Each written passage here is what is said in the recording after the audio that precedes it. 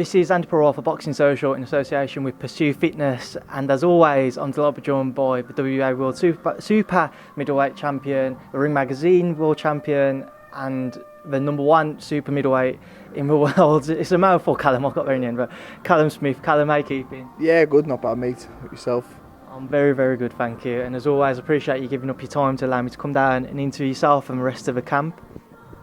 What's going on with yourself? What are we waiting on in regards to an update? No, I'm in the gym, I'm training, getting fit.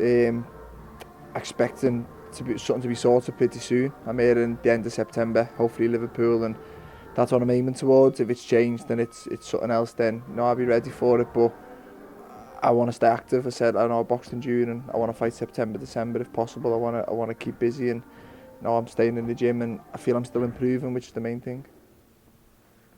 There's a lot of expectation on yourself on the back of the victory over George Groves, being named the #1 super middleweight in the world. Are you finding it frustrating that maybe the fights that you've wanted haven't seemed to have materialised? Not just yet, but obviously before you fought George, you wanted a world title fight years ago. Yeah, it seems to be the story of my career, to be honest with you. But I've always been a big believer in, as long as I keep working hard and I keep winning, the fights will come. I said that, and I landed with the George Groves fight and become the #1 in the world. But yeah, obviously I want the big fights. They're the ones that excite me. The fear of losing's what drives me, and the bigger the fear, the better the performance. I've always felt so. I believe I've got a good team around me who'll secure the biggest fights for me, and I believe that's when you will see the best of me. What are you looking at with regards to your opponent for, if the Liverpool card was to happen? What are you looking at with regards to an opponent? Again, I don't know. It's not as straightforward as people would like to think. I want to unify the division. I want to. I'm seen as the #1 in the division, but I want to cement it. I think if you ask 100 people, opinion to be split on who the best super middleweight in the world is, and I'd like a year or two's time to be one answer, and it was Callum Smith, and the only way I can do that is by beating some of the champions. And again, I turned professional and I set myself goals, and becoming world champion was the main goal, and now I've achieved that. It's kind of unified the division. If I could do that, then I kind of become undisputed. And as a boxer and a competitive person, you always seem to want more. You're never satisfied, and I always thought becoming a world champion would be the pinnacle, and I've done it, and I want more, and that's what I'm in boxing for, to achieve as much as I can. So when I am done, I've got no regrets. I've interviewed Eddie, and Eddie's mentioned that you're tied in with your next 2 fights. He hasn't necessarily gone into detail, but just from the outside looking in, I think he might mean your next 2 fights. He knows when the dates, what dates you'll be looking at. It probably has to time with DAZN and working with their platform. With that in mind, does that mean that the next 2 fights won't be unification bouts? I think just possibly, yeah. Like I say, I don't know, but I think the plan, straight after the Andi fight, was stay busy, try and squeeze 2 in before the end of the year, and I think that's what he's relating to. I want to fight September, December. I know Billy Joe's just left Frank Warren, so I don't know what's happening with him. I'm here, and he's going to Matchroom, and I think Benavidez is fighting Darrell in September, so that's take them out the picture. Caleb Plant's just fought, that the card that takes him out the picture for September. It's just getting the timing right for the fights that I want. But like I say, I think if I keep winning, the big fights will happen, and I will cement my place as the best in the world. You've just mentioned all of those guys. We'll start off with Billy Joe leaving Frank, an amicable split, as we've all been told. If he was to sign with Matchroom, how much easier do you think that makes it to make that fight? I know you was offered the bout previously, but yeah, it makes it a lot easier, to be honest with you. I think everyone could see that. He's a good fighter. He's a fighter. He's in my weight division now, and a fighter I do believe I'll beat. The logistics of it happening are probably a lot easier now, and like I say, I do think that's a fight that will happen. I think he's gonna, if he does sign Matchroom, he'll probably fight a similar time to me, and then maybe the end of the year or next year a fight can be made. But it's definitely a lot simpler now, obviously, if he does sign at Matchroom. What was the situation with regards to the offer you did receive? What was it, probably over a month ago now? Yeah, it wasn't the best offer, to be honest with you. It was similar to, financially wise, and I don't want to sound like I'm in a sport for money, because as you just touched on it, I want to achieve stuff that, I say when I'm finished, I'll be happy with, and it was just I could get the same money for fighting whoever I want, basically. And I think a fight against another champion warrants more, not just for me but for Billy Joe as well. I'm sure he'd agree, and It was on BT Sport pay-per-view, and I think everyone knows Sky Sports probably gets more viewers and probably generates more money. And I just think if the offer was better, it's a fight I would have considered, but the offer wasn't the best, and I think Billy Joe probably knew he was leaving at that point anyway, so I don't know if I would have accepted the fight, what would have happened. It's just one of them, but I just think if we both end up at Matchroom, the fight makes a lot more sense, generates a lot more money, and we'll probably both be bigger names and more people to see the fight. But no, it wasn't the fact that I turned the fight with Billy Joe down, it was more just the offer wasn't really what I feel a unification fight should be. You've just touched on the money there, but then you've got your own aspirations to go on to achieve things that others haven't.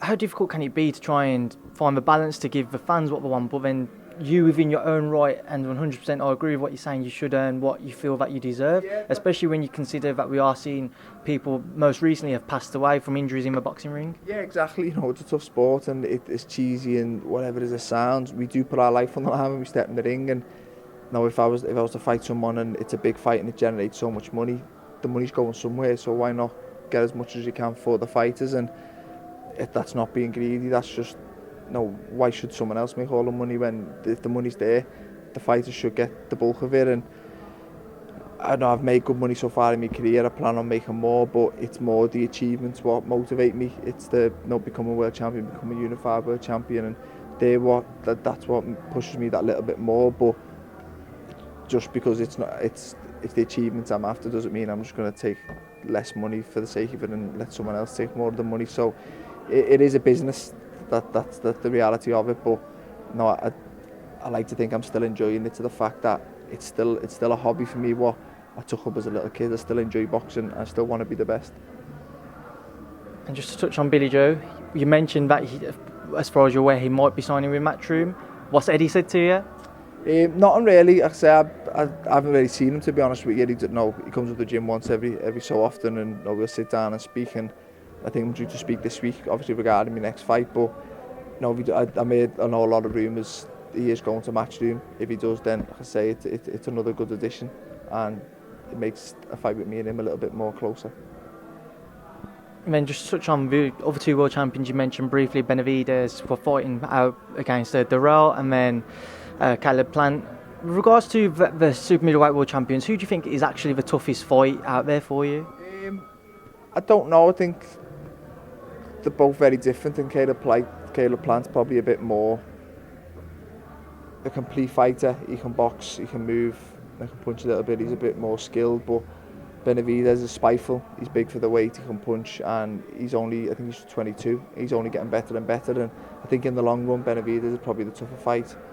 At the minute, Caleb Plant might be a bit more tricky, but I don't know, I'll probably say Benavidez. I think if they were to fight, I'd probably pick Benavidez to win out of them two, so I'd have to say Benavidez is probably the best out of the two of them.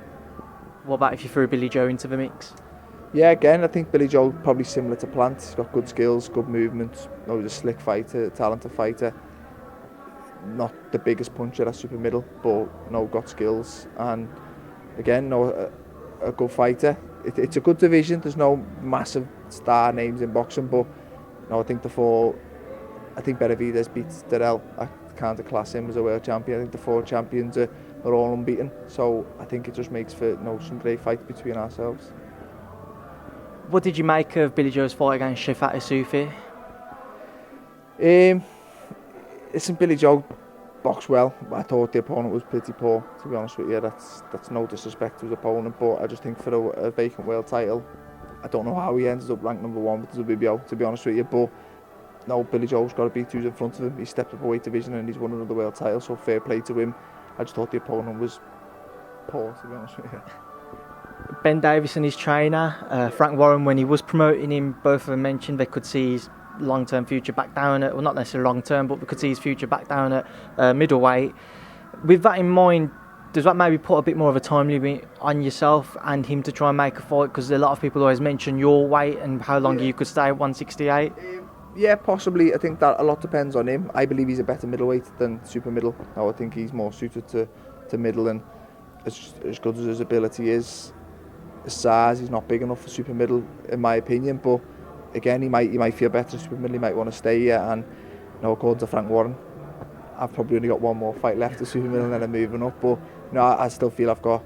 I do body testing before each camp. I've done it a couple of weeks ago, and I can still make super middle and probably still camp for the next 5 fights if that's the case. So I think the time that I do move up will be through choice, and as we touched on before, things I want to achieve, and 2-8 world champion is something I would like to have a go at. But now I can stay at super middle for a good while now, and I think, to answer your question, I think that depends on Billy Joe, whether I think he wants the big fights, and I think if he was offered a fight with me or another top super middleweight, he'd go there. If he was offered a Canelo or a Golovkin, he'd go back down to middleweight. So I think it's more where the opportunities are for him, which is a good position to be in. If I was offered a Canelo fight at middleweight, it's not a chance I could go down. So it's probably a good position for him to be in. You mentioned, well, we've mentioned the weight. When I remember being in New York for the Hassan and Dan fight on the AJ undercard, and when you made it, I remember looking around, people were like shocked that you've made weight again. Do you kind of like get that sense that people are almost waiting for you to miss weight now? Yeah, I think so. No, I think if you look at me now, I'm probably quite heavy compared to my fight weight, and I look slim. I look slim when I'm in camp, and I look slim out of camp. It's just one of them. So when I do get to 12 stone, I do start to look a bit gaunt, but like I say, I do all my testing. I can do the weight well. I do it. I've got enough body fat on me to do it without eating into muscle. So I've got a very good nutritionist, and we do it well. And I think my last few performances are showing I can still perform at it, and as long as I can perform at it, I'll stay at it. But it's one of them. I do. Fight week, my Twitter fills up with people saying, Callum Smith looks like he's struggling. He's going to be dead at the weight, and then I weigh in and perform, and it's Callum Smith, the beast. He's the biggest super middleweight in the world. How does he do it? And then my next fight will come round, and it'll be he looks dead at the weight he's done, and it's just like a little circle that keeps going. But like I say, I know I'm comfortable at it. I can do it. It's not easy, but I can do it and perform, and that's the main thing. Now, a few thoughts I just wanted to get your opinion on. Firstly, what was the situation with Canelo? I know there was, I don't know if brief conversations is the right word to use or not, but your name and his name were floating about at one point as a potential fight. Did anything more than just a chat come from that? Not really. It was just like talks. He mentioned me.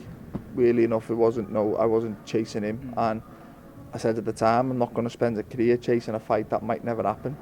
If it comes, it comes. If it doesn't, there's still a lot of big fights for me that I can still have. I'd love to fight. He's a superstar. He's the biggest name in boxing. But similar to the Billy Joe situation, he's a middleweight. He's not the biggest super middleweight, and he loses that little bit of advantage the minute he steps up to 168, in my opinion. And I think that's what makes the fight interesting. Probably the biggest super middleweight in the world against a special fighter, but stepping up into my weight division. So, listen, I'd never say no to the fight. Do I think it happens anytime soon? No. I think he stays at middleweight for the time being, and as long as there's fights for him at middleweight, I do believe he'll stay there before potentially moving up again in the future.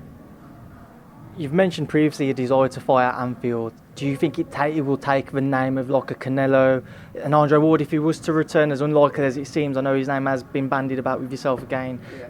To be worthy enough for you to fight there? Possibly, yeah. It depends how you do it, because people have boxed. I boxed at the Bellew one at Goodison, and I think it was like 15,000, and it was a great night for the city. And I think Frampton's done an outdoor one with about 20 or something, and I think a normal opponent would do them numbers. But I think if I fight at a stadium, I'd like to do your 40, 50, or there's no point fighting at a stadium and doing numbers that could fit in the MEN kind of thing. So to generate them kind of numbers, I'm not the biggest name in boxing. I'm not going to generate 40, 50,000, but a fight with a Canelo or a Golovkin or an Andi, well, like you said, probably would. So if the Anfield come along, it would. I would like a top name in the other corner, just to, as you say, do the stadium properly and make it a big night of it. Another name which had been bandied about with yourself, and same with Canelo, Sergey Kovalev. Firstly, what happened with yourself and those negotiations before I do come on to it? Nothing, to be honest with you. Nothing's ever mentioned of it. I think it is a Kathy Duves. She mentioned he'd love to fight me, but like I said, unless the offer was right, because I believe once I move up to light heavy, I'll stay there. I won't go up and come back down. So it'd have to, and I still think there's stuff for me to do at super middle. So for me to move up now, it'd have to be a really good offer. And like I say, I was never officially made an offer for the Kovalev fight, and I don't know how far the talks went with Canelo with Kovalev. That was a bit of a curveball. It was a bit of a shock for everyone when it was announced. But again, it's a fight that I'd like to see, Kovalev against Canelo, for the same reasons people probably want to see me against him. It's a big man, and I think there's only so much weight you can give away, and your skills make up for it before it becomes a little bit too much. Now, Kovalev's next fight, provided all does go to plan, is only just over 2 weeks away now. Anthony Yarde, what are your thoughts on that one? It's a good fight, to be honest with you. I know Yarde gets a lot of stick, and I'm probably one of them to say he hasn't really fought anyone, to be honest with you, but that doesn't mean he's not a good fighter. Just because you don't fight good people doesn't mean you can't fight, and what I have seen of him, he does look like he can fight. And I think Kovalev, with the Ward losses and the Alvarez loss, he's lost that kind of invincibility about him, and although he come back and beat Alvarez, is he getting to the end now? Is he there for the taking? And if he is, then you could see an upset, and you could see Yarde become world champion. But it's an interesting one. It's a good, young, hungry fighter, kind of untested and unproven against an established world champion who's been there and done it, but probably not as good as he was a couple of years ago. So it is an interesting one, and one that I will look forward to watching. How do you see it playing out? I don't know. Again, I think a lot depends on Kovalev. I think a good Kovalev will be a little bit too much for him. If he is on the slide, then I think you could favour Yarde to pull off the upset. But I think if Kovalev's got anything left, and if he's up for it, then I think he comes away with the win. Now, I've mentioned it to the rest of your campmates. Rumours coming out today that Anthony Joshua's rematch with Andi Ruiz Jr. may take place in Saudi Arabia. You thought out there? What would be your thoughts if the rematch was to take place out there? I don't know, it's a strange one. I think when you're a name like Anthony Joshua, you could probably fight anywhere in the world, and it generates interest. It wasn't my choice to go there, but looking back now, I got the result I wanted, so it was a good trip for me. It's, like I said, I think Anthony Joshua could fight anywhere, and it's big, but I feel for the British fans, because I know when I went over there how hard it is to get your visas to enter the country, so I think there might be a bit of a problem for British fans getting over there. But I'll say he's heavyweight. Well, he's not. He was heavyweight champion of the world. He can kind of do what he wants. But I just know that it might be a little bit tricky for fans to get out there, which is a shame. How do you see that rematch playing out? I don't know. I think it's a good fight. I think too much was made of Joshua not being himself, which I don't think he looked himself, but not enough was made of Ruiz's performance. He boxed very well. He done exactly what he said he was going to do, and he put in a very, very good performance. And I just don't think it's a foregone conclusion that if Joshua's himself in the rematch, he wins. I do think he wins, but it's a tough fight. It's a lot tougher than people expected, and I think Ruiz will have that bit between his teeth now, as in he probably believed he could win last time. Now he knows he can win, and he won't show probably as much respect to Anthony Joshua as he did this time. But now we'll see what Joshua's made of. He's coming off a loss, and he's got a lot to prove now, and I think it's a good fight. But I think Joshua may be a bit more defensive minded and box, and it might be a bit boring, but I think he'll win. And to go back to your family, we're waiting on news on Liam and Stephen. What do you know about what's coming up with them for themselves next? Liam's fighting Mexico, apparently, August 24th. He's supposed to be on the Loma bill. Okay. But the talk of it getting switched a week before, I don't think it's been confirmed, but that's what he's hearing, so he's aiming towards that. He's sparring down there. His training's going really well. He's in good shape, and he's just looking to keep winning, and hopefully a world title shot will come. He's in a good division. That's the champions have all kind of switched on recently, so the division's wide open, and I do think he's capable of winning another world title, definitely.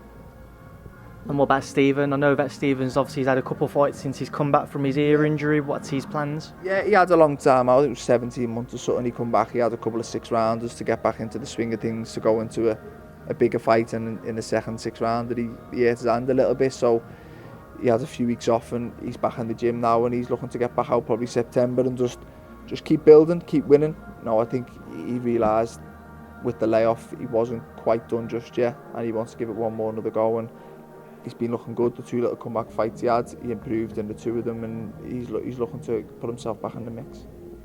Do you think when there's that night in Saudi Arabia, when they saw you lift the Muhammad Ali trophy and the world titles, they see you, but obviously they're ecstatic for you, your family, obviously you love each other, but there's also that sibling rivalry, and it kind of ignites a fire in themselves a bit more to want to go and achieve those things themselves, to have those nights that you had. Do you think that it worked like that, you winning that winning out in Saudi Arabia? Yeah, definitely. No, I think we're very close. We all want each other to win, and now up until Saudi, probably the best night in boxing for me was when Liam became world champion, and I was very proud to do it. And seeing him do it kind of made me think, I want that. I want to be world champion. I want to be the position he's in, and it made me believe, no, my brother can do it, then I can do it. And I'm sure they see the same when they see me do it. If I can do it, then so can they. You know, we're all similar. We all fight very different but very similar, and we're all as good as each other. And I do think we've always pushed each other on, and the competitiveness in the four of us has always probably made the four of us a better fighter. And